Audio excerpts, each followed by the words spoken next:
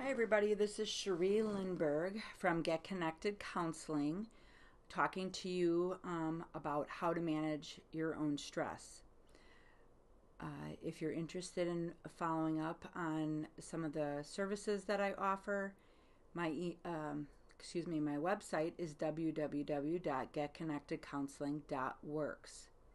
So I'm going to share with you 5 tips on learning how to manage your own stress. Some of this might be repetitive from my previous video on positive mindsets, because we're breaking things down into their own steps, but really they're all encompassing. So I'm going to give you 5 ingredients for managing your stress. Number 1 is self-awareness and body awareness. There's so many people out there that are not aware that they're stressed. And so starting to pay attention, having some going inside and reflecting on yourself, noticing when you are holding things in your shoulders. I tend to do this kind of thing when I'm stressed out, and then I end up with, upper body, like my the massage person that I see. I always have knots in the back of my shoulders. So being aware of your body, your posture. These are things you're going to start to recognize how you're holding stress. If you do go to a massage therapist, you're going to have common spots in your body that hold your stress. It's the way you are posturing and the way you are in your body. Some of us, grind our teeth, or we put it in our jaw. This is all kind of bracing behavior to manage the stress that we're feeling in our body. And a lot of times we're not even knowing that this is happening. So increasing self-awareness, reflecting, and then body awareness. So going inside and recognizing, when you're stressed. Okay. Number 2 is, if you're going to really take a look at this, be real with yourself and really notice, okay, what are my intentions for decreasing my stress? Let these intentions that you're having, the thoughts that you're having that you really, really want for yourself, start to become new habits and behaviors. Again, setting yourself up for success. How would you do this? Have a plan, have an action plan, and take it one step at a time. So an example of an action plan would be, so for this week, because I really want to manage my stress, I'm going to work out. I haven't worked out in years. I'm going to try working out just 10 minutes a day, 3 times a week. I'm going to start out simple, something that's manageable and sustainable, and then maybe I'll add to that. So this again is like, my intention is to get healthier. So I'm going to try some new behaviors for a week, and then I'm going to have an action plan, and I'm going to do those behaviors. So your intentions become your behaviors. Okay. So again, we want to make sure that these are intentional, and setting yourself up for success, and that you can make it happen, and that they're sustainable. Because there's so many people that will say, I'm going to get healthy and I'm going to work out, and then they go at it like gangbusters, and then maybe that lasts for 3 weeks and then they fall off. So do something that's manageable for yourself. And maybe it's not going to be exercise. Maybe it's going to be yoga. Maybe you're going to, that's more feasible and works for you better. So maybe you're going to do yoga, or maybe you're going to meditate. So finding that one thing that you're going to add to your life that's going to help you manage, be more present, manage your stress, calm you down, and help you be in your body. Again, that's going to cultivate body awareness, which will help you recognize when you're stressed, which gives you information so that you can make better choices for yourself. Okay, they all kind of build on each other. So number 3 is really, really connect to your heart. If this is something that you're interested in doing, decreasing the stress in your life, again, going inside, connecting to your heart, having some self-awareness, and what is it that I want to do? What is it that I want to change in my life? And really doing some self-reflective questioning. What is working for me? We don't want to change anything that is working. So if you have some habits that you do that are very joy-filled and help you manage stress. We're not looking to change those, but maybe every day you overschedule yourself or you overcommit. Maybe you need to take a look at that and see if there's a pattern of, overcommitting or people pleasing that gets in the way of you really taking care of yourself.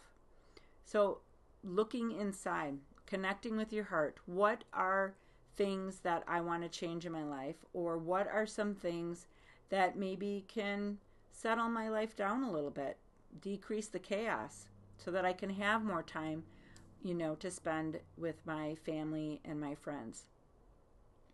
So this would be some of the ways that you could connect with your heart and make a plan. Again, if we want these things to be sustainable and maintainable, creating a plan, writing it down, having an accountability buddy that kind of says, hey, how you doing on decreasing your stress this week?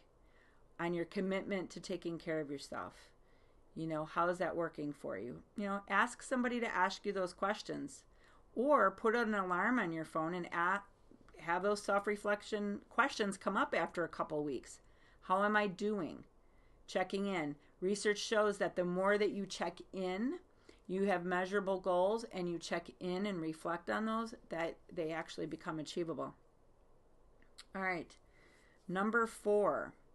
These are skills that you can learn, and one of them I think that is really important is learning how to command your mind.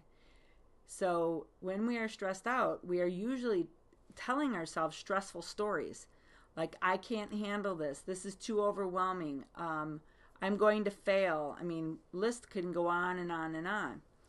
But if you learn to, again, self-awareness, recognize that negative story is coming up, that I can't handle it, you can actually start to command your mind and say, hold on a second. I'm going to be and this is all inside, I'm going to be my own best friend in here. What would I tell my friend if my friend was saying this to me? So a loving friend might say, well, is there something that you can do to take care of yourself right now so that you're not so overwhelmed? Why don't you take a break and then come back when you're feeling a little better? Starting to tell yourself the things that a kind, caring, compassionate, loving person would say when somebody says they're overwhelmed or they're stressed out. So now we learn how to do this inside of ourselves, and I call that commanding your own mind, because you can uncondition the old stories and recondition the new stories that are helpful to you, that help you feel good. I call it being your own inner coach, your own inner best friend. This is a habit that you can cultivate and practice. When I first started this, now I've been doing that I started that whole process when I was 26, and I'm 49 now. So I've been doing it a long time. And initially, boy, was I brutal. I would say the most horrible things to myself that I would never say to my friend or family member, but I would say it to myself. And so what I started to do very gently is put up a stop sign in my head and just at least recognize, oh my God, they're flooding me, these old stories. Stop right now. And then I would say to myself, hey, can we be a little bit kinder in there? We would never say this to our best friend. We would never say this to a family member that we love. Why are we saying this to ourselves? And so this is a way that I learned to command my mind so that when that negative stuff comes out, the stories, I can't do this, or you're not good enough, or any of that, I'd say, whoa, hold on a second. And then I would change the story or say something kind to myself. Hey, you're doing the best that you can. You're a human being. You make mistakes too. And just because the story would change in my head, immediately I would feel some relief in my body. So these are the connections of mind and body. And the more that we can learn to either help our body de-stress, yoga, meditation, exercise, taking care of our physical health, then the other area that we can impact is to change the stories that we tell ourselves inside. And so this can really help learn how to manage this and take better care of our mind and our body. So these are some tips, that I hope that you find helpful. We've got one more. Doing all of these different things, okay? Whether you pick one thing to do or you pick two, consistency is the key, okay? You have conditioned certain ways of being. You have certain patterns of showing up and behavior that you've done all of these years. Be gentle with yourself. It's going to take time to uncondition those and recondition the positive that you want. And so it's repetition, repetition, repetition in creating a new habit and showing up in a new way. So if you can get friends that can help you out to be supportive during that time, if you can, when you're feeling down and out, somebody to lift you up, the persistence and the consistency is key. That is what's going to get you onto the other side to where you're managing your stress more. It doesn't take rocket science. We all know. We're all smart people. We know taking better care of our physical health helps. Taking better care of our spirituality. Taking better care of our mental well-being. Eating right, exercising. We know all those things de-stress us. Why don't we do it? Why don't we take care of ourselves? Well, there's conditioned patterns of the way that we show up. Conditioned patterns to our habits. So it takes time, effort, and consistency and support and compassion for ourselves in order to turn that around. And so I've given you 5 different ideas, okay? Number 1, cultivating and building self-awareness and body awareness. Number 2, letting your intentions drive your behavior. Okay, and I gave you some examples of that, what to do earlier of that. Number 3, connect to your heart. What is it that you really want for yourself? And learn how to make that happen. Number 4, commanding your mind. Learning to shift out of negative story into positive stories. Okay? And last but not least, consistency.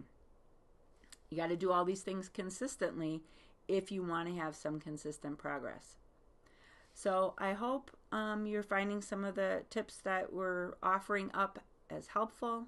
Thank you so much for watching. And the next time I believe I'm going to be talking about trauma and what I've learned about trauma, and I'd love to share that with you. Thanks again. Bye-bye.